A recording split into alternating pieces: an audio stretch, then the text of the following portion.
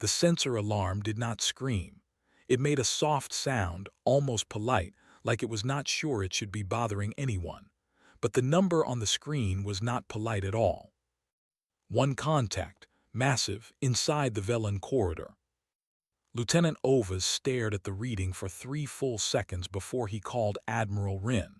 He did not want to be the one to say it out loud, but there was no way around it. Something was sitting in the middle of restricted Empire space, and it was bigger than anything on their charts. Rin arrived on the bridge in under 2 minutes. He looked at the screen. He looked at Ovas. Then he looked at the screen again. "Run it again," he said. Ovas ran it again. The number did not change. The contact was a warship, not an Empire warship, not any design in their records. It was long and dark and shaped like something that had been built not to look beautiful but to survive. Its hull carried marks from old damage, repaired but not hidden. Whoever made this ship did not bother to hide where it had been. Rin ordered his patrol fleet to move in slowly. 6 ships, enough to handle a freighter, enough to threaten a mid-class cruiser. When the full shape of the unknown vessel came into visual range, Commander Pell, standing at Rin's left, made a quiet sound that was not quite a word. The ship was enormous. It sat with its running lights on, doing nothing. No weapons charged, no evasive move. It was just there in the dark, calm as a stone at the bottom of a lake. Rin opened a channel. For a moment there was only static. Then the feed cleared, and a human face appeared on the screen. Rin had seen humans before, twice, at trade summits. They were smaller than Theresi, softer-looking, without the ridge plates along the jaw and neck that marked a person of standing in Empire culture. This one was a female, dark-skinned, with short hair and an expression that gave away nothing at all. "This is Admiral Rin of the Galactic Empire's 7th Boundary Fleet," he said, keeping his voice level. "You are in restricted space. Identify your vessel and your reason for being here." The human looked at him, not through him, not past him, at him, like she was reading something written on his face. "ISV unbowed," she said. "Captain Dara Osa commanding. Hello, Admiral." Rin waited for more. No more came. "Captain," he said carefully, "you are deep inside Empire territory. There are no human passage rights in the Velen corridor. I need to understand how you got here and why." Dara nodded slowly, like he had said something reasonable that she respected but was not going to fully answer. "We came through the Elan drift. Your outer sensors missed us. I am sorry about that. It was not intentional. We are not here to cause trouble." Rin's ridge plates tightened. The Elan drift was not a known route. Nothing came through the Elan drift.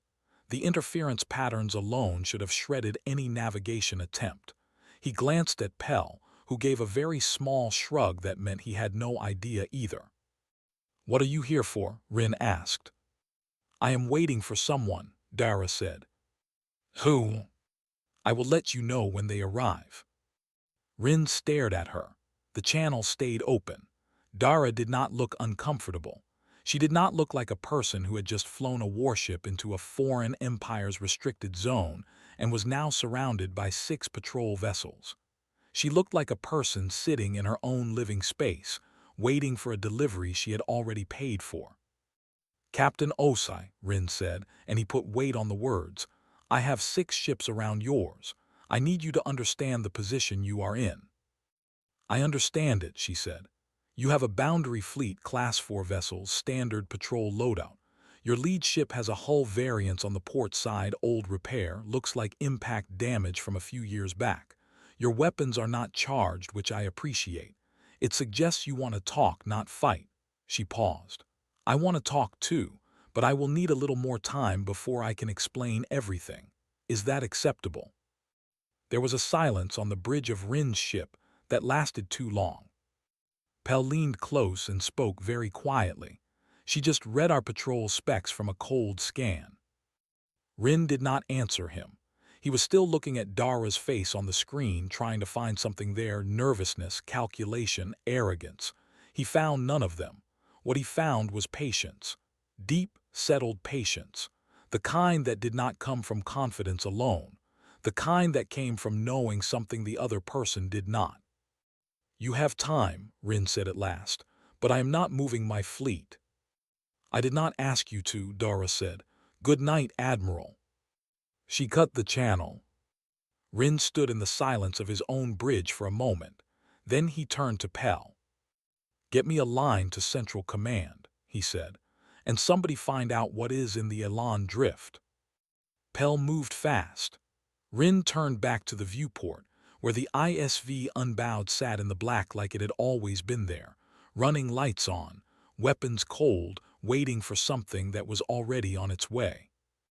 The report reached Central Command at the worst possible hour mid-cycle, when the senior staff were either eating or sleeping, and the duty officers were the kind of people who had not yet learned how to hide fear from their faces.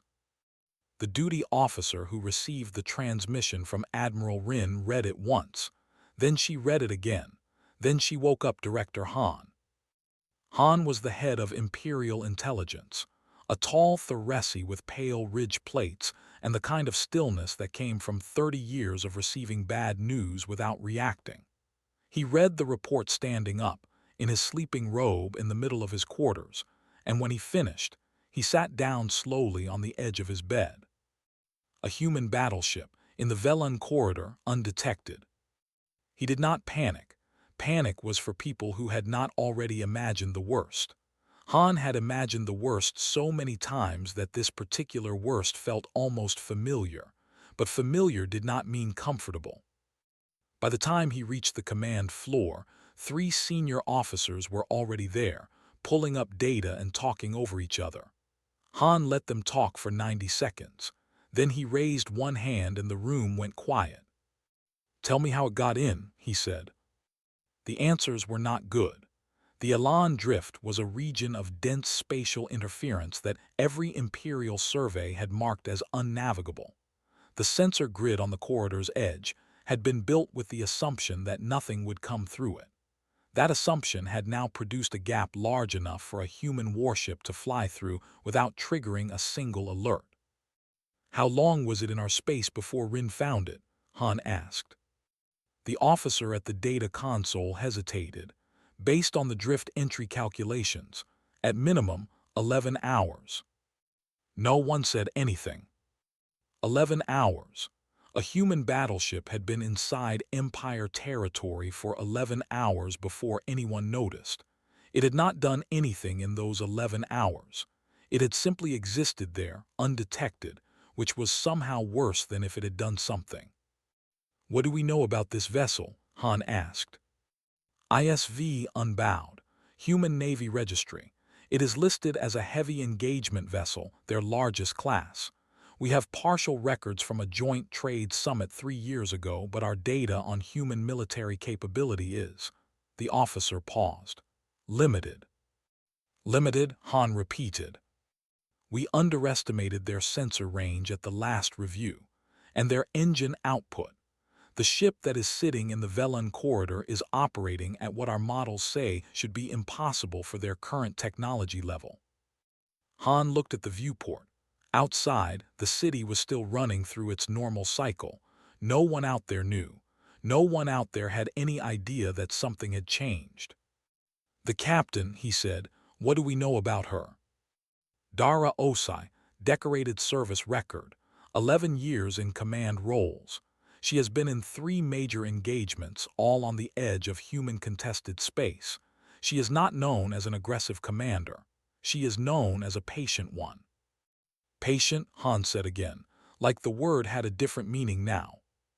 He pulled up the visual from Rin's channel feed, the brief clip of Dara's face, the moment she told the Admiral she was waiting for someone. He watched it 4 times. He watched the way she held her shoulders. He watched the way she did not blink too much or too little. He watched the complete absence of anything he could use. "She is not here to fight," he said. "We cannot be certain of that," said one of the officers behind him. "No," Han said, "but she could have fought already and she did not. She is letting us surround her. She has been letting us watch her for hours. Whatever she is doing, she wants us watching." He set down the data pad, "which means she wants us to see something." He turned to the room. "I need Ambassador Gall. Wake him up, brief him, and get him moving within the hour. I want a diplomatic vessel in the Velan corridor before Rin does something that cannot be undone." He paused. "And someone needs to tell Rin, do not provoke the ship. Do not move on it. Do not give that captain any reason to show us what she came with." The room moved quickly after that. Messages went out. Gall's staff was roused from sleep. A diplomatic courier was fueled and cleared for immediate departure. Han stayed at the viewport for a moment longer, looking at nothing in particular. Somewhere in the Velan corridor, a human battleship was sitting in the dark with its lights on, waiting patiently for something to arrive. The thing that bothered Han most, more than the ship, more than the sensor failure, more than the 11 missing hours, was that Captain Os had not looked worried. People who flew warships into foreign empires and were surrounded by patrol fleets looked worried. It was the natural response, fear or the performance of calm over fear. He had seen both. He knew both. Dara Os had looked like neither. She had looked like someone who already knew how the next part went. Han did not like that at all. Admiral Rin had a theory about pressure. Apply enough of it and anything would give way: stone, metal, the will of a person sitting across a table from you. He had used this theory his entire career. He had never found a reason to doubt it. He decided to test it on the ISV unbowed. He started with positioning. He brought his 6 ships closer, tightening the formation until the human battleship sat at the center of a ring of Imperial firepower. Not a threatening move, technically, but the message was clear to anyone with eyes and half a brain. He waited for a response from the human ship, a change in posture, a shift in power output, some signal that the crew inside was aware of how small their options had become. The ISV unbowed turned on more lights. Not weapons, not engines. Interior lights, visible through the viewports along the ship's long side, warm and steady, like someone had just decided the corridors needed to be brighter. Rin stared at this for a long moment. "Are they doing maintenance?" Pell asked. "Apparently," said the sensor officer. "On what?" "Multiple sections. Looks like routine checks. Engine housing, navigation array, cargo bay seals." Rin said nothing. He watched the lights in the viewports of the ISV unbowed move slowly from section to section, a crew doing their daily work, inside a surrounded ship, in foreign territory, with no change in heart rate as far as he could tell from external bioreadings. He tried a second move.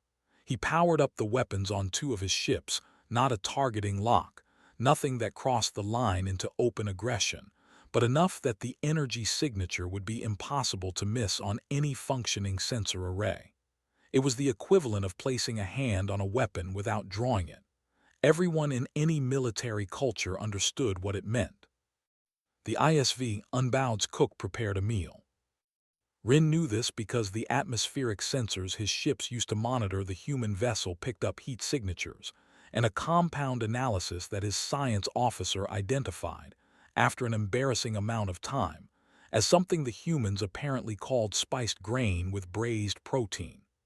The smell, rendered into data, apparently had notes of something warm and complex. Pell looked at the readout. Then he looked at Rin.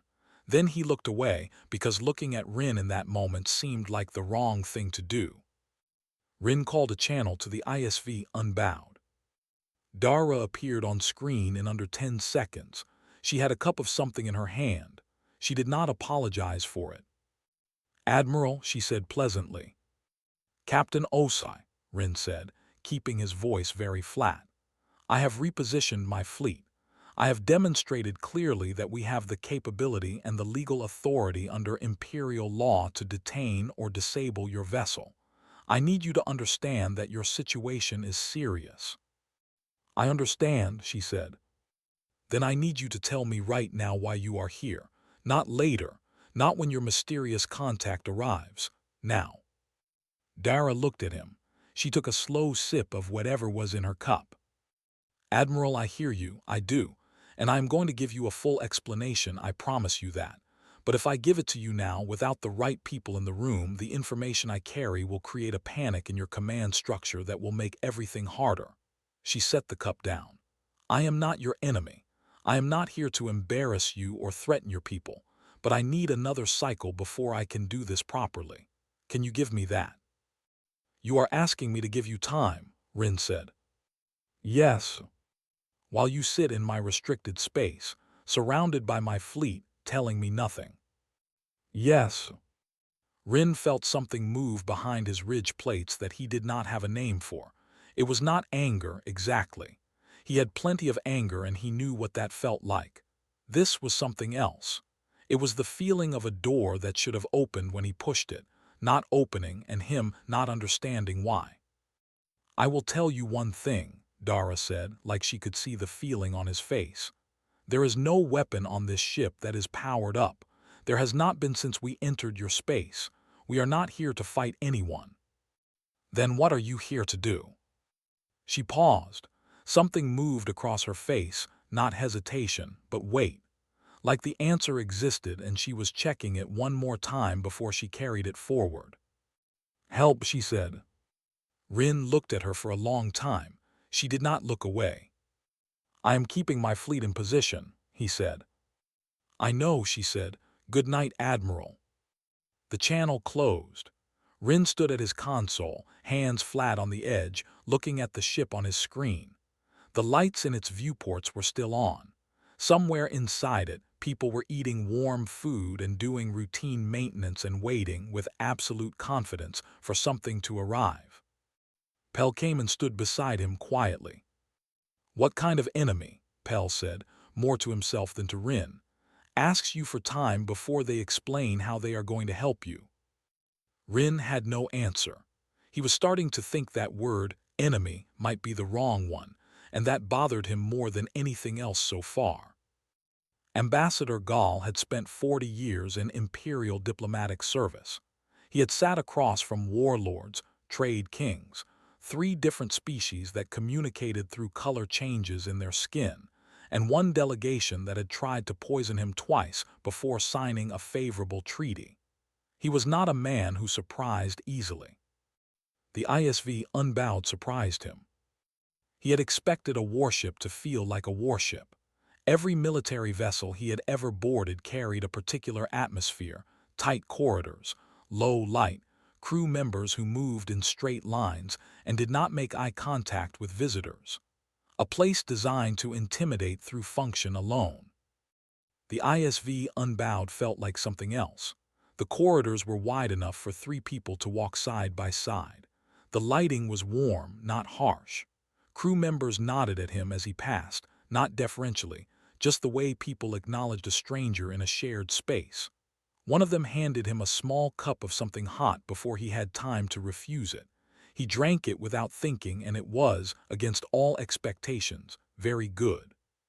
His escort, a young human officer named Waro, who had the kind of relaxed posture that only came from being extremely confident or extremely unconcerned, walked him through 3 sections of the ship before they reached the room where Dara Osai was waiting. Gall had planned his opening statement on the journey over. He had 3 versions prepared depending on how hostile the captain seemed. He had notes. He had a portable data reader with Imperial legal precedents on territorial rights. He was ready. Dara stood when he entered, which he had not expected. She gestured to a seat, also not what he expected, and the chair was comfortable, which was the most unexpected thing of all. Ambassador Gall, she said, thank you for coming quickly. Gall set his data reader on the table. Captain Osai, I represent the Galactic Empire in this matter. I need to be direct with you. Your presence here is a violation of Imperial territorial law. There are legal consequences for this. Before we go any further, I need you to acknowledge that. Dara looked at the data reader, then at him. I acknowledge it, she said simply. Gall blinked. He had expected at least 10 minutes of deflection before he reached acknowledgement. He looked down at his notes, found he was on the wrong page, and moved on. I also need to know why you are here. I know, Dara said. I will tell you, but first, would you like to see the ship? Gall started to say no. Then something in the way she asked it made him stop. It was not a stalling tactic. It was an offer, like she wanted him to understand something before the conversation went further. And the ship itself was part of the explanation. He said yes. Waro took them through the lower levels. Gall counted crew as he walked, not enough to run a ship this size by Imperial standards, but the humans moved through the space with an ease that suggested every one of them carried more than one role. He saw a woman welding a panel who stopped to calculate a navigation variable on a pad clipped to her arm. He saw two men arguing over what appeared to be both a structural diagram and a recipe. He saw a child. He stopped walking, a child, perhaps 8 years old, sitting in a side alcove reading something thick and serious-looking. That is Lieutenant Surrey's daughter, Waro said, noticing where Gall's eyes had gone. Long mission. We don't leave families behind if we can help it. Gall filed that away without quite knowing what to do with it. Back in the meeting room, Dara slid a document across the table. Gall picked it up. It was a survey, dense data, spatial mapping, stellar analysis. It took him 30 seconds to understand what region it was mapping, and another 30 seconds for the full weight of it to reach him. The Surath system, deep interior, 3 inhabited worlds, combined population of 4 billion. The system was flagged at the highest level of Imperial classification. The survey was not Imperial. It had been conducted by humans from outside Imperial space, using long-range detection methods that the Empire did not officially believe humans possessed. And the data showed, in clean, irrefutable numbers, that the star at the center of the Surath system was dying faster than any Imperial model had projected. Not in centuries, in decades, possibly less. Gall set the document down very carefully. How long have you known? He asked. We detected the first instability markers 14 months ago, Dara said. We spent 6 months confirming it. Then we came. Gall looked at the table surface. He was aware of his own breathing in a way he was not usually aware of it. The Empire's own data, he said slowly, shows the Surath star as stable. I know what your data shows, Dara said. Our data is more recent, and our instruments for this kind of reading are better. Gall picked up his portable comm with a hand that was steadier than he felt. I need a private channel to Director Han. I expected you would, Dara said. She stood. I will give you the room. She walked out without asking for anything, without conditions, without demands, without a price attached. Gall sat alone in the meeting room of a human battleship, holding a survey that meant 4 billion people were in danger, trying to understand what kind of people flew a warship into enemy space to deliver a warning, and then politely left the room. Director Han received Gall's transmission in a sealed room with 2 senior officers and nobody else. He read the survey data 3 times. Then he asked for the raw scan files, the instrument calibration records, and the chain of verification the humans had used to confirm their findings. He got all of it within the hour. The humans had sent everything without being asked twice. The Surath star had a designation in Imperial records, GV-441, class yellow dwarf, listed as stable for the next 400 years. That assessment was 8 years old. The team that had produced it was highly decorated. The data had never been challenged because no one had reason to challenge something that confirmed what everyone already believed.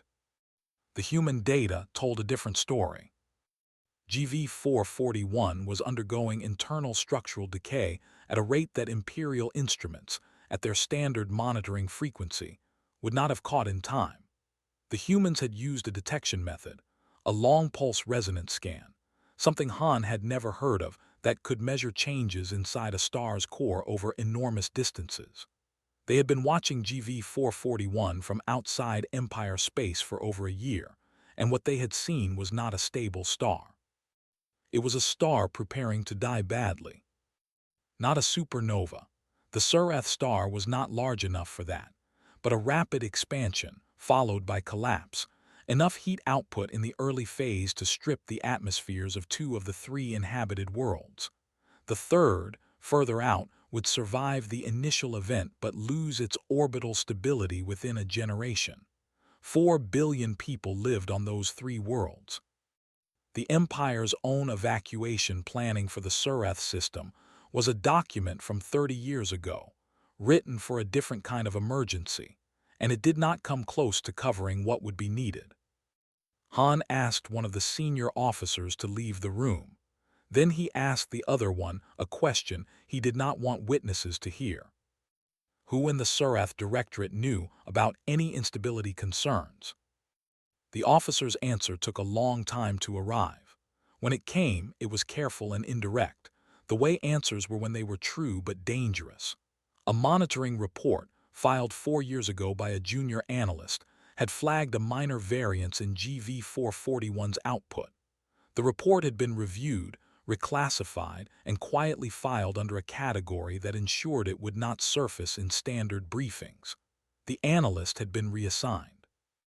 Han absorbed this without expression. The Empire had not known the full danger, that part was true. But someone had seen an edge of it, and made a choice to keep it quiet rather than cause disruption. A disruption that would have meant admitting an error in a prestigious survey, acknowledging uncertainty in a system that valued certainty above most things, and beginning a conversation about the Surath worlds that no one in the Directorate wanted to have. 4 billion people, quietly not told.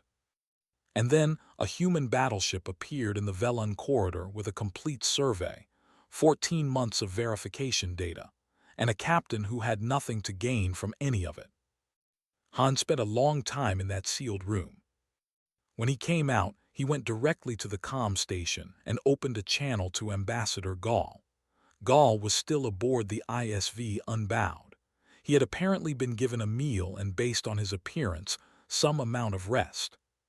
"The data is confirmed," Han said without preamble. "I need to know what the humans want." Gall's expression was difficult to read. Not uncertain, more like he was still processing something that had shifted his understanding of the shape of things. "I asked Captain Osai that directly," he said. "She said they want 3 things. First, the Empire acknowledges the threat and begins evacuation planning immediately. Second, the Surath worlds are told the truth, all 3 of them, by official Imperial communication, not rumor." Han nodded once. "And the third?" "That is the one I did not expect," Gall said. "They are offering their own evacuation modeling projections, ship capacity planning, resettlement data. They have apparently been building a plan for the Surath worlds for the past 8 months. He paused. They modeled the evacuation for someone else's people, before anyone asked them to, before there was any agreement or relationship or benefit to them. The line was quiet. "Gall," Han said carefully, "are there conditions on the offer? Any territory, access rights, military concessions?" "None," Gall said. "I asked 4 times." Han looked at the wall across from him. It was a plain wall. It had nothing on it. He looked at it anyway. "What does she want in exchange?" he asked, almost to himself. Gall's answer was soft. "She said she wants the people to have enough time." Han closed the channel and sat with that for a while. He had spent 30 years in Imperial intelligence, believing that every action had a hidden motive, that every offer concealed a cost, that good faith was a tactic and patience was a strategy. He had never once found reason to revise this belief. He was revising it now. Not because humans were perfect or beyond their own interests. He was not naive enough for that. But because a species that would build 8 months of evacuation plans for strangers, fly a warship into hostile space to deliver them, and ask for nothing in return was operating from a place he did not have a file for. He started writing one. The official Imperial broadcast to the Surath worlds went out 31 hours after Gaul's first transmission to Han. It was not the usual kind of Imperial communication, measured language, dense with qualification, built to inform without alarming. This one was plain. It said there was a danger. It said the Empire had learned of it recently. It said evacuation planning had begun and more information would follow within the next cycle. It did not say that the warning had come from outside the Empire. That part was still being decided. Aboard the ISV Unbowed, Dara received a copy of the broadcast through the open channel Gaul had maintained since his visit. She read it once, handed it to Waro, and went back to the navigation review she had been running. Waro read it. "They left out the part about us," he said. "For now," Dara said, "that's fine." "Are you sure that's fine?" She looked at him. "We didn't come here for credit." Waro considered this. He handed the broadcast back. "The evac modeling team wants to know if they should transmit the full package now or wait for formal agreement." "Wait for the request," Dara said. "Don't push it on them, let them ask." The request came 4 hours later. It came from Han's office directly, which Gaul had apparently considered a significant thing based on the note he attached. Dara authorized the transmission.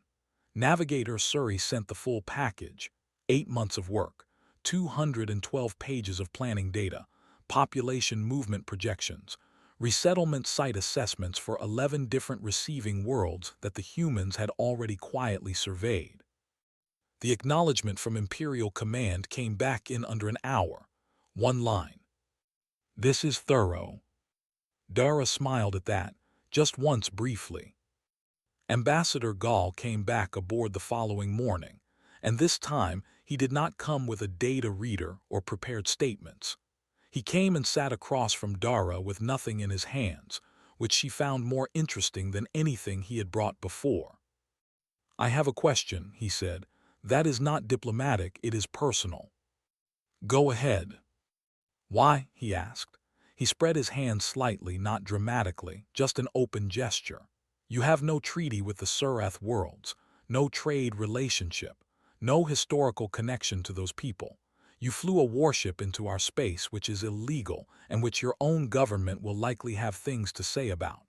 You spent 8 months building a plan for people who did not ask you to. I am trying to understand the calculation."